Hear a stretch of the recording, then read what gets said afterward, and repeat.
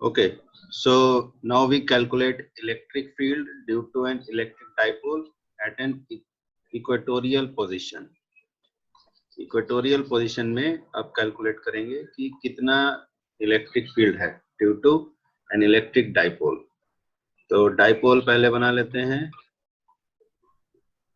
ये नेगेटिव वाले को रख दिया हमने इधर, यहाँ पर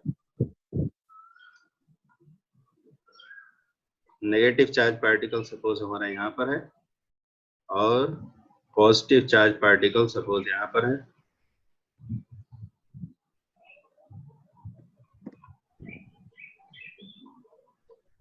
ये हो गया हमारा नेगेटिव वाला और ये हो गया पॉजिटिव। और ये दोनों को मिलाने वाली लाइन के अलोंग हो गया dipole moment vector. This is dipole moment vector from negative to positive. Negative to positive क्यों होता है, इसका आंसर अभी तक नहीं मिला है, इसका आंसर अभी मिलेगा इसके बाद। ये पॉइंट सपोज ए है जहां पॉजिटिव चार्ज है और ये बी जहां नेगेटिव चार्ज है।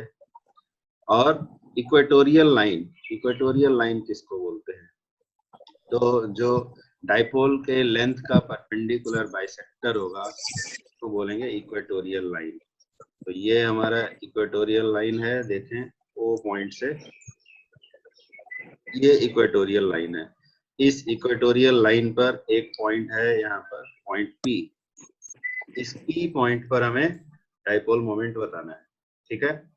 तो पी पॉइंट पर डाइपोल मोमेंट बताने के लिए वही प्रिंसिपल ऑफ सुपरपोजिशन हमें यूज करना है फिर से। तो प्रिंसिपल ऑफ सुपरपोजिशन के अकॉर्डिंग पी पॉइंट पर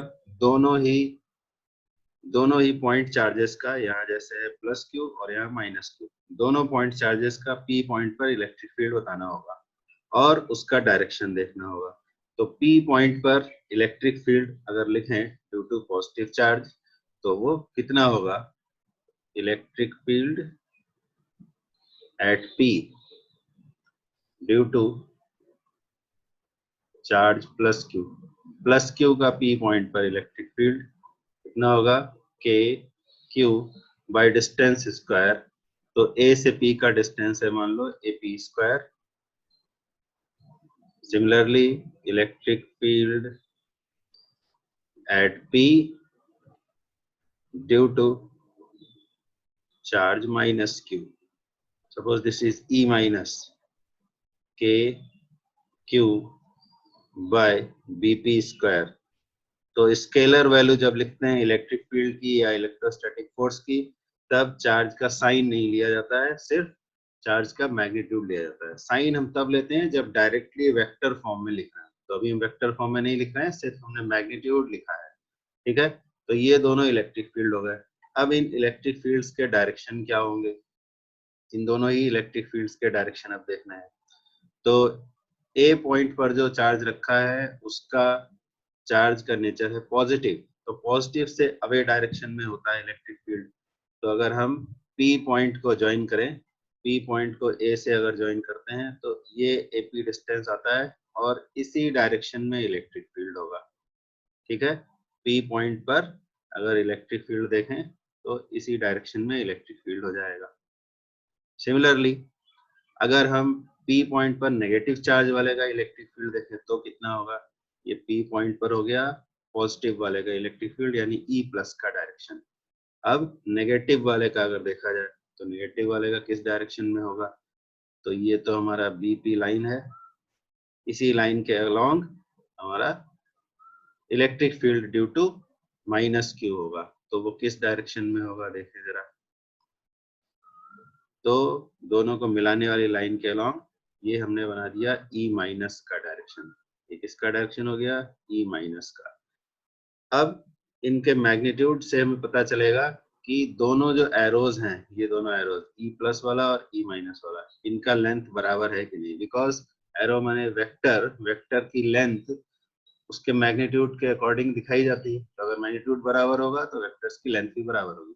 तो अब जरा देखें एपी और बीपी डिस्टेंसेस क्या क्या हैं, तो हमें ई प्लस और ई माइनस का मैग्नीट्यूड पता चलेगा। तो डाइपोल का सेंटर है ओ, ओ से पी पॉइंट का डिस्टेंस था आर, अगर सेंटर O है तो इधर L लेंथ और इधर L लेंथ, तो AP डिस्टेंस कितना होगा? AP डिस्टेंस होगा L square plus R square. उसी तरह से इस तरफ भी BP डिस्टेंस कितना होगा? L square plus R square. तो अगर हम E प्लस की वैल्यू लिखें तो कितना आएगा?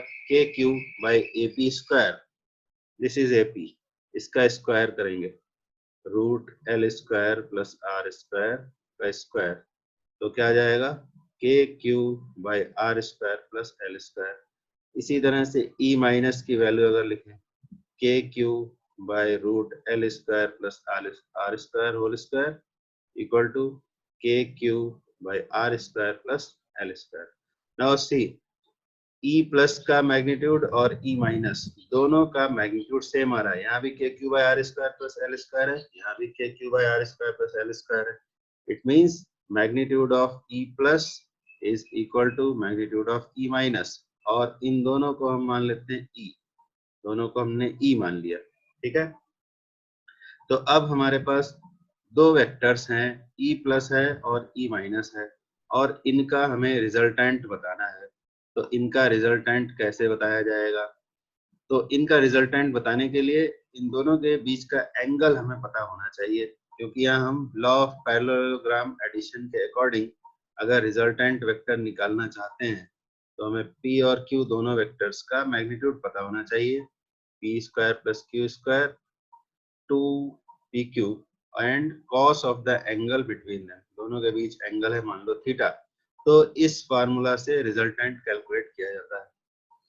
तो एंगल E प्लस और E माइनस के बीच कितना एंगल है ये हमें देखना है। E प्लस और E माइनस के बीच में ये वाला एंगल है थीटा, तो इस थीटा एंगल की वैल्यू क्या होगी ये पता करना है। ठीक है, तो अब यहाँ पर इम्पोर्टेंट बात ये है कि अगर दोनों वेक्टर्स P और Q का मैग्नीट्यूड सेम होता है तो उनका जो रिजल्टेंट है वो दोनों वेक्टर्स के बीच जो एंगल है उस एंगल को बाइसेक्ट करने वाली लाइन के अलोंग आता है। ठीक है, तो ये सब हम पहले प्रीवियस क्लास में पढ़ चुके हैं, तो वहीं का ये पार्ट है कि अगर दो वेक्टर्स का मैग्नीट्यूड बराबर है तो उनका रिजल्टेंट एंगल बाइसेक्टर पर आता है। तो अगर हम एंगल बाइसेक्टर यहाँ पर बनाएं, angle bisector line P point पर अगर बनाई जाए तो वो ऐसे आएगी। ठीक है, तो ये लाइन हमारी आ गई एंगल बाइसेक्टर। तो इसका मतलब है कि अगर ये एंगल बाइसेक्टर है तो ये वाला एंगल कितना होगा? थीटा बाई 2 होगा। ये वाला जो एंगल है ये भी थीटा बाई 2 होगा। ठीक, तो let theta by 2 is equal to alpha, इसको हमने लेट कर लिया अल्फा। तो अब जरा देखें, ये जो एंगल है थीटा बाई 2 उसके करेस्पॉन्डिंग एंगल यहाँ पर बन रहा है, this angle is also theta by 2, और हमने अल्फा नाम दिया तो इसको अल्फा लिख सकते हैं। ठीक है, तो ये यहाँ तक काम हमारा हो गया। तो अल्फा एंगल अगर हमें पता हो तो थीटा भी पता चल जाएगा, because alpha is equal to how much? Theta by 2। तो अगर अल्फा पता है तो थीटा भी पता चल जाएगा। ठीक है, तो दोनों वेक्टर्स के बीच का एंगल भी हमें यहाँ से मिल जाएगा। तो अब आगे देखते हैं आर, यानी कि दोनों वेक्टर्स का रिजल्टेंट जैसे यहाँ पर आर है वैसे ही यहाँ पर जो दो वेक्टर हैं E प्लस और E माइनस, उनका रिजल्टेंट इलेक्ट्रिक फील्ड भी हम इसी फार्मूला से निकाल सकते हैं। तो देयरफॉर रिजल्टेंट इलेक्ट्रिक फील्ड, यहाँ पर लिख देते हैं magnitude of resultant electric field. तो magnitude of resultant electric field, suppose हमने उसको E नेट लिख दिया, तो इस फार्मूला के according P square Q square वाले फार्मूला के अकॉर्डिंग यहाँ पर क्या लिखेंगे? पहले वाले वेक्टर का स्क्वायर यानी E प्लस स्क्वायर, फिर दूसरे वाले वेक्टर के मैग्नीट्यूड का square E minus square, plus 2 E plus into E minus cos of the angle between them. ठीक है, अब क्योंकि E प्लस और E माइनस दोनों के मैग्नीट्यूड्स बराबर है, वो है E, तो यहाँ पर उसकी वैल्यू लिख देते हैं। तो कितना आ जाएगा? E square plus E square plus 2E plus E minus cos theta. E plus और E माइनस नहीं, ये भी E हो जाएंगे, यहाँ पर भी E हो जाएगा। तो फिर क्या मिलेगा नेक्स्ट स्टेप में? 2E स्क्वायर प्लस 2, यहाँ भी E इंटू E है तो ये भी हो जाएगा 2e स्क्वायर cos थीटा। ठीक है, अब आगे सॉल्व करते हैं। आगे सॉल्व करने पर क्या मिलेगा, आगे सॉल्व किया हमने तो ई नेट का मैग्नीट्यूड इक्वल टू क्या आ गया, यहाँ पर देखें 2e स्क्वायर और ये 2e स्क्वायर ये कॉमन आ गए, तो इधर कितना हो जाएगा √2e और अंदर क्या आया 1 plus cos theta √2e 1 plus cos theta को हमने लिख दिया 2 cos स्क्वायर थीटा बाई 2। फिर ये वाला 2 इसको भी कॉमन ले लिया, तो यहाँ पर √2 इंटू √2 क्या हो जाएगा 2, यहाँ पर e और cos स्क्वायर थीटा बाई 2 इसका भी रूट हो गया, तो क्या मिल गया 2e cos थीटा बाई 2।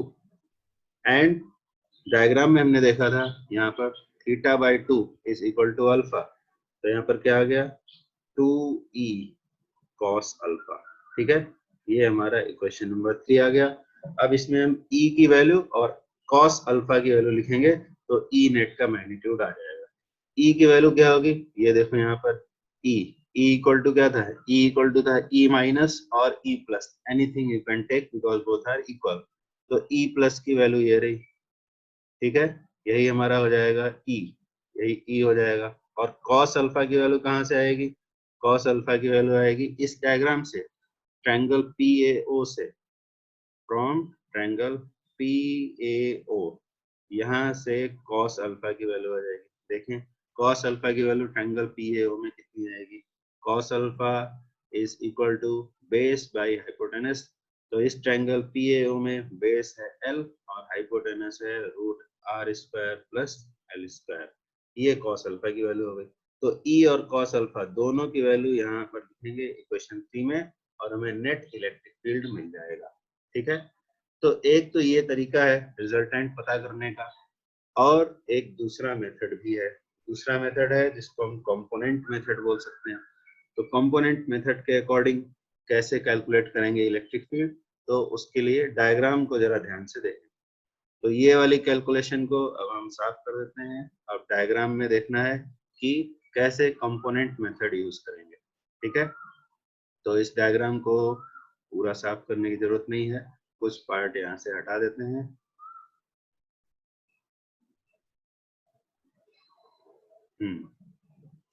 तो कंपोनेंट मेथड क्या है कि ये जो एंगल बाइसेक्टर लाइन आई है, इस लाइन को हम मान लेते हैं एक्स एक्सिस, इस लाइन को मान लेते हैं एक्स एक्सिस, ये वाले लाइन को, और इसके वर्टिकल लाइन बना देते हैं, उसको मान लेंगे वाई एक्सिस, ये हो गया वाई एक्सिस, ये वाई एक्सिस।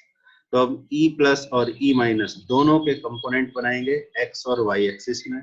जो x डायरेक्शन में कंपोनेंट्स आएंगे उनको सेपरेटली ऐड कर लेंगे, y डायरेक्शन में जो कंपोनेंट आएंगे उनको सेपरेटली ऐड या सब्ट्रैक्ट, वो डायरेक्शन पर डिपेंड करेगा, वैसा कर लेंगे।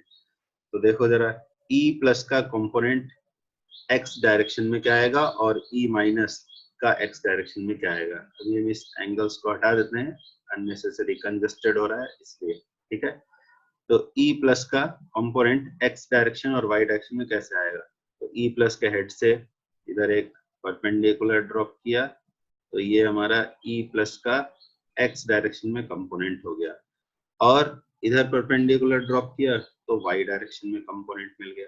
ठीक है, तो ये वाला कंपोनेंट क्या होगा, कॉस कंपोनेंट होगा। ये एंगल हमें ऑलरेडी पता है कितना है, ये एंगल है अल्फा। ठीक है, तो इधर कंपोनेंट क्या आया E प्लस कॉस अल्फा, और इधर कंपोनेंट क्या आया E प्लस साइन अल्फा। ठीक है, सिमिलरली E माइनस के भी कंपोनेंट बना सकते हैं, तो E माइनस के हेड से इधर परपेंडिकुलर ड्रॉप किया, ये आ गया, तो E माइनस का इधर कंपोनेंट क्या आ गया E minus cos alpha, because this angle is also alpha, और E माइनस का y डायरेक्शन में कंपोनेंट बनाया, तो इधर आ गया E माइनस साइन अल्फा। ठीक है, सभी को क्लियर है, दोनों डायरेक्शंस में हमने कंपोनेंट बना लिए। ठीक है, तो दोनों डायरेक्शन में x डायरेक्शन में कंपोनेंट बना लिए और y डायरेक्शन में कंपोनेंट्स बना लिए। अब कंपोनेंट्स के डायरेक्शन के अकॉर्डिंग हम उन्हें ऐड या सब्ट्रैक्ट करेंगे। ठीक है, तो x डायरेक्शन में दोनों इलेक्ट्रिक फील्ड का कंपोनेंट क्या क्या आया है उसको हम देखते हैं और उनको ऐड कर लेते हैं। उसी तरह से y डायरेक्शन को सेपरेटली करेंगे, ठीक है। तो x डायरेक्शन में जो कंपोनेंट्स आए हैं उनको हम मान लेते हैं Ex, तो यहाँ लिख लेते हैं electric field in the x direction. x direction में इलेक्ट्रिक फील्ड कितना आया, तो Ex इसका नाम दे दिया हमने। तो x डायरेक्शन में देखो E प्लस का कॉस कंपोनेंट और E माइनस का कॉस कंपोनेंट दोनों सेम डायरेक्शन में आ गए, तो आ गया E plus cos alpha plus E minus cos alpha. और वही पुराना जो डिस्कशन था उसके अकॉर्डिंग E प्लस और E माइनस दोनों सेम है, तो यहाँ पर क्या आ जाएगा 2E cos अल्फा। यहाँ पर लिख देते हैं since E plus is equal to E minus equal to E, तो सेम डिस्कशन जो अभी किया था वहीं से आ गया। E प्लस और E माइनस दोनों बराबर है, तो आ जाएगा 2E cos अल्फा, ठीक है। Now electric field in the y direction, y direction में इलेक्ट्रिक फील्ड कितना है, तो y डायरेक्शन वाले इलेक्ट्रिक फील्ड को लिख लेते हैं। y डायरेक्शन में इलेक्ट्रिक फील्ड कितना है, EY इक्वल टू, देखो जरा डायग्राम को देखें, E plus sine alpha positive y direction में है और E minus sine alpha negative y direction में है, इसलिए हमने यहाँ माइनस किया। देखो डायरेक्शन देखो, ये अपवर्ड है और ये डाउनवर्ड है, तो इसीलिए यहाँ माइनस साइन आया। और क्योंकि E प्लस और E माइनस दोनों के मैग्नीट्यूड सेम है, इसलिए यहाँ पर आ जाएगा 0। तो y कंपोनेंट आ गया 0, x कंपोनेंट आ गया 2e cos अल्फा। तो अगर किसी वेक्टर के x और y कंपोनेंट हमें पता हो तो फिर उस वेक्टर का रिजल्टेंट कैसे लिखा जाता है, ये सारी बातें पिछले क्लास में डिस्कस हुई थी, ठीक है। तो कैसे लिखा जाएगा, तो ये है therefore resultant electric field at P कितना हो जाएगा, E equal to root EX square plus EY square. तो EX square plus EY square यहाँ वैल्यू लिखेंगे दोनों की, तो EX कितना आया 2E cos अल्फा, तो यहाँ क्या लिखा 2E cos alpha whole square and EY is 0, तो यहाँ 0 स्क्वायर। तो इधर क्या मिल जाएगा 2E cos अल्फा का होल स्क्वायर, तो रूट सॉल्व करने से आता है 2E cos alpha. Now see both the methods are giving the same result। यहाँ पर देखो कितना आया था, फार्मूला ऑफ रिजल्टेंट वेक्टर किया तो भी 2E cos अल्फा, और कंपोनेंट मेथड से किया तो भी नेट इलेक्ट्रिक फील्ड, यहाँ नेट इलेक्ट्रिक फील्ड लिख देते हैं, तो वहां से भी आया 2E cos अल्फा। दोनों ही मेथड से 2E cos अल्फा आ गया। Okay, so after getting the value of net electric field, we have to substitute the value of E and cos alpha in this equation. So the value of E, which we have already calculated, what is E? E positive और negative जो point charges हैं उनकी वजह से P point पर electric field का magnitude है और वो दोनों के लिए सेम है, तो उसको हमने E मान लिया था।